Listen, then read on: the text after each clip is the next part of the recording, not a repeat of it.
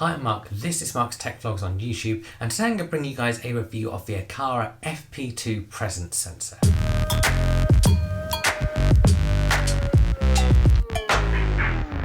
Now at the start of this video, I want to be honest with you guys and tell you that Aqara have sent me this along with their T1M sealant light. The review for that is coming up next week. Now whilst that means I haven't paid for it, whenever a company offers to send me something, I always say I will make an honest review. So that's what you're going to get in this video, my honest opinions on this device after using it for about a week and a half. And this is the latest presence sensor from Aqara, and it costs around £60 to £80 depending on if there is an offer on. And at the time of this video going live, I've been told by Aqara there's going to be some deals on Amazon, so I'll put a link below where you can pick one up. There's going to be links on all sorts of Aqara products, and if you've been around on this channel for a while, you'll know that I do use quite a few across my home. But going back to the presence sensor, in using this for the last week and a half, I have been pretty impressed. And so let's dive into the review and start with the design. So this is a pretty small white round device with adjustable mount on the back. It's also on the back you're going to find that HomeKit or Matter QR code. You'll also find the USB-C port on the back, which is how it gets power. It mounts using a metal plate, which you can either screw onto your wall or you can use the sticky pad that comes with it. If you do go for the screwing option, screws and a raw plug are also included. All in all, this has a really nice design, although it kind of works best when you find a way to hide that cable. So let's talk about the spec. And how you want to use it will largely depend on how you mount it, because it does have some different features depending on the way you choose to mount this device. So it has a feature called fall detection, and if you want to take advantage of this, you are going to need to seal and mount this product. Now this is where this product could be really useful if perhaps you've got an elderly family member you want to kind of monitor from away, but you don't want to invade their privacy with a camera. You can install this on their ceiling and get a notification if a fall was detected. Now in ceiling mounting it, you can't use the zones detection, but you do get the advantage of that fall detection. So let's talk about the zone detection, because that's the main thing it does support that I think most people are going to use. So zone detection requires that you mount it in a corner or on a wall. You're basically going to want to work out where it's going to get the best coverage of your room. In zone mode, you can actually mark out different zones on a map, and I'll talk more about that later on. Now with the zone function, it is compatible at covering rooms up to 40 meters squared, which is massive. It also supports a third option where you can put it by the side of your bed and use a kind of AI sleeping detection mode. Now this mode only supports tracking one person who must be sleeping alone. And Aqara say it can monitor heart rate and breathing as part of this mode. Now in testing this device, I have only tested the zone and motion detection features, not the fall detection or the sleep mode. And that's the way I want to use this product, but also the way I think most people are going to be using it. When it comes to third-party services, thanks to its Matter compatibility, it supports a range of extra services. That includes Apple Home, which I've been using it with, but then also Google Home, Amazon Alexa, Home Assistant and Alice. This also means you can actually use it without an Aqara hub. However, if you do want to run automations locally, you are probably going to need one. But of course, you can also run automations via Apple HomeKit as well, or whatever third-party app of choice you use. Those who've been on this channel for a while will know that I have an Apple smart home, so I'm going to be talking about that throughout this video. In terms of the actual presence tracking abilities, this device uses multi-millimeter wave technology. This means that even if you're taking a nap on your sofa and not moving, it can still detect your presence. This gives it a massive advantage over traditional motion sensors because it knows you're present rather than moving. This stops the thing that you could have with presence sensors where if you moved out of detection or you didn't move for a while, you got plunged into darkness. And Aqara say it can detect up to 5 people, but performs best when detecting up to 3. It also supports precision and AI features in order to stop it picking up things like pets and robot vacuums. And then alongside a presence sensor, it also has a built-in light sensor. This is essential for devices like this in my opinion, because it means you can do something like turn on your lights if the light level is low enough, as well as it detecting presence. Not just lights on every time it detects presence. And then finally, it is IPX5 rated, which means you could install it in somewhere like a bathroom if you wanted to. It does, however, require a continuous power supply, so you have to think quite carefully about how you do that.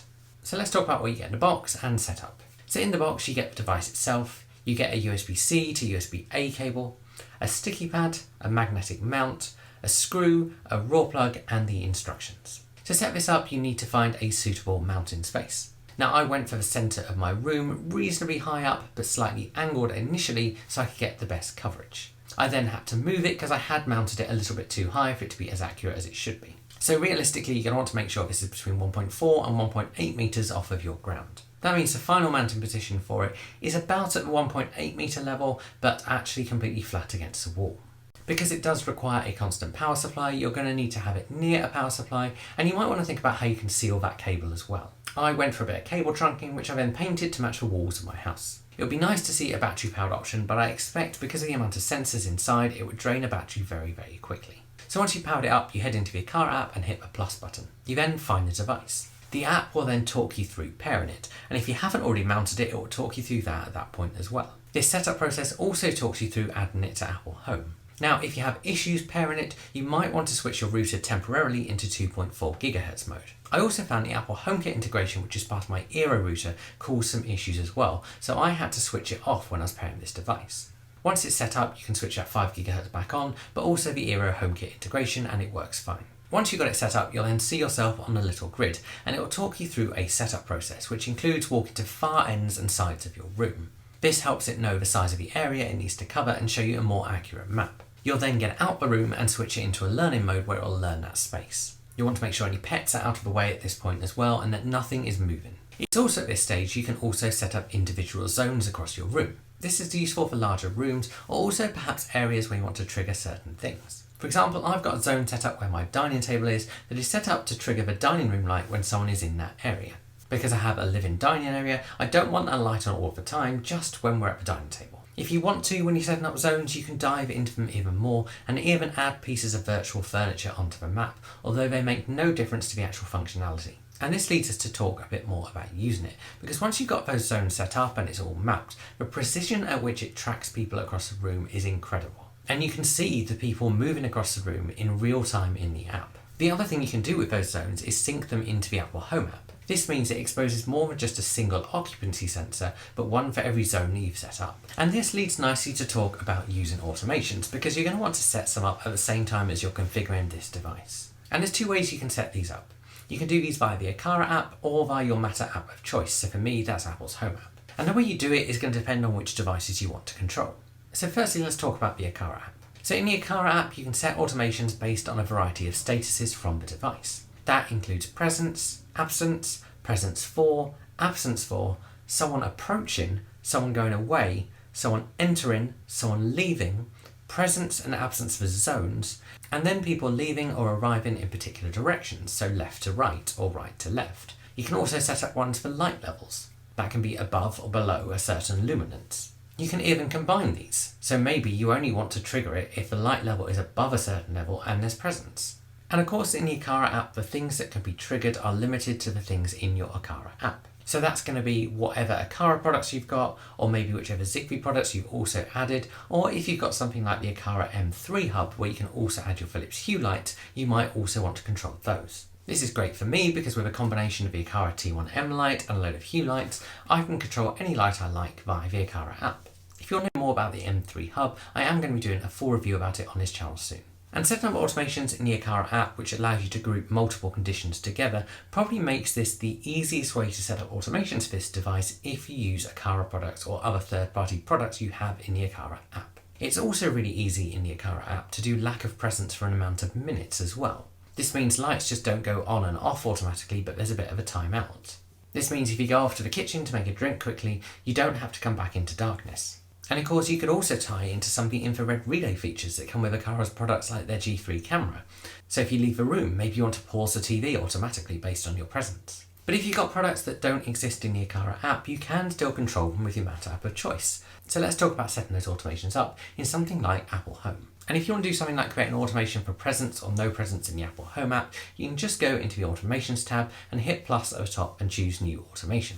You then choose the when a sensor detects something option and find that presence sensor. You can then choose whether it detects presence or lack of presence. And of course from there you then choose the devices you want to control. The same goes for those zones that you've exposed to Apple Home. So I can select my dining room zone and create a separate automation in Apple Home based on the status of that zone. The main disadvantage of using it with the Apple Home app is that if you do want to say something like if the light level is below a certain level and there's presence, you can't do that natively in the automation. I have made a separate video on how to set this up, which I will link below, but what you basically need to do is detect presence and then convert the action into a Siri shortcut. In Siri shortcut, you can then use scripting to say, if the light level is below a certain level, then do something. It's also here you can set things like timeout, so you can tell it to wait for a bit. Likewise, if you want to get really complicated, you could even detect something like the time of day. From there, you could say, well, I want a certain light setting at this time of day and a certain light setting at this other time of day. And I do hope Apple makes it easier to do these kind of combined things in the future, but as it stands, even with iOS 18, they haven't changed this, so I don't think that's going to come anytime soon. So once you've got your automation set up, it's time to talk about the actual product itself and say, well, really, does it work? And the answer is yes. It detects motion pretty quickly, and I'd say there's generally less than a second between it detecting motion and something being actioned. That means I can walk straight into my living room, and even if I'm at the far corner, it still picks it up and turns on the lights I want on. And those zone automations, which are really precise, also work really well. And whilst I've only set up one zone, you can set up to 30. And this offers a whole other level of automation you can't do with many other presence sensors out there, and something you certainly can't do with any motion sensors out there. And the great thing about this is that because it detects your presence rather than your motion, if you're sitting still watching TV or having a nap on the sofa, it still knows you're there. That means it keeps the lights on. And the way it tracks all of this is really impressive. And it seems to be pretty good at not picking up things like robot vacuums. The only thing I have found is that it does sometimes pick up the cat. And it's not it always picks up the cat or it never picks up the cat. It's a bit random and it's somewhere in between. Of course, one way to minimise the impact of that is to change your Apple Home automation to only run when someone is at home. That means whilst your cat might trigger the lights whilst you're at home, it can't happen while you're away from home. This obviously will save you some electricity. And this leads quite nicely to talk about the downsides of this product. And beyond it occasionally picking up a cat, there are 3 downsides in my opinion.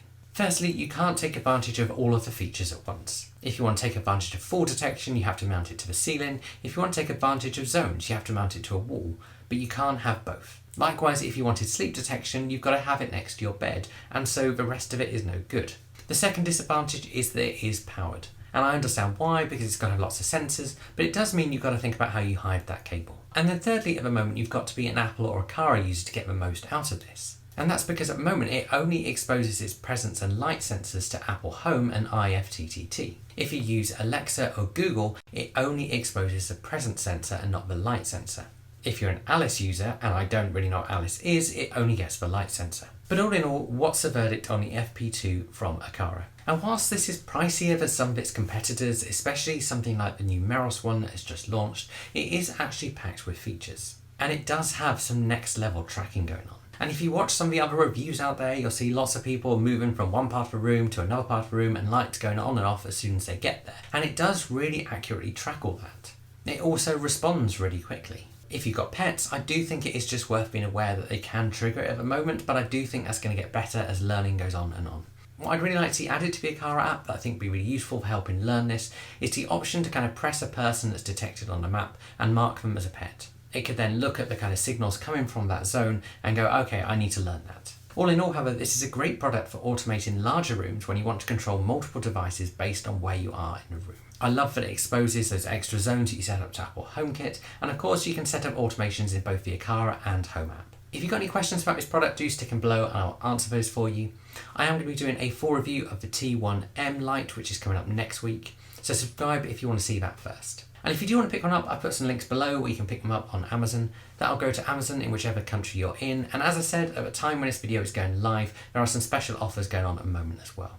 Now those are affiliate links, which means if you use those links, that gives me a very small cut of what you spend, and that just helps me keep this channel going. This isn't my full-time job, I don't get paid to make these videos, I just make them because I think they might help you guys out.